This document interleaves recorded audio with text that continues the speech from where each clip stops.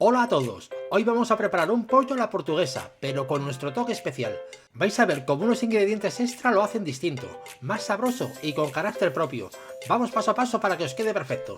Empezamos con un chorrito de aceite en la sartén, a fuego medio 2-3 minutos, que coja calorcito. Mientras tanto rajamos 6 dientes de ajo y para adentro, enteros, sin miedo. Estos se van a quedar hasta el final, dando un aroma rústico y un sabor intenso.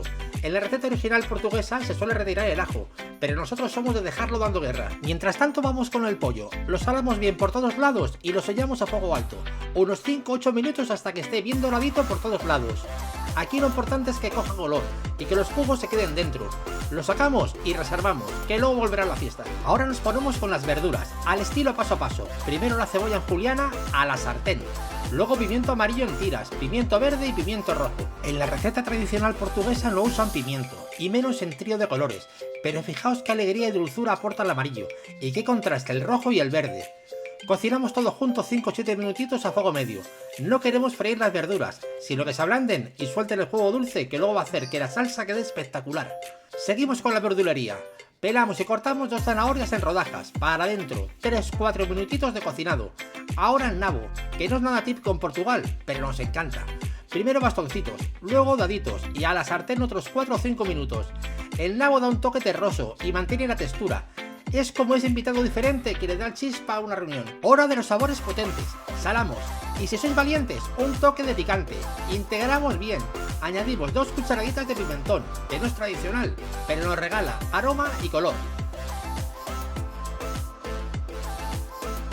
Después un vaso de tomate tamizado, medio de coñac y 6 cucharaditas de pimiento choricero. En Portugal suelen ir más al tomate natural y hierbas, pero este combo nuestro da profundidad, dulzor y ese punto elegante del coñac. Aquí no cocinamos pollo, cocinamos personalidad. Desglasamos con un vaso de vino blanco y dejamos que hierva 2-3 minutos a fuego alto para que se evapore el alcohol. Después vuelves a fuego medio y añadimos un vaso de caldo de pollo. Y ahora sí, recuperamos las piezas de pollo con sus jugos. Bienvenido de nuevo a pollo, te echábamos de menos. Tapamos la cazuela y bajamos a fuego medio bajo.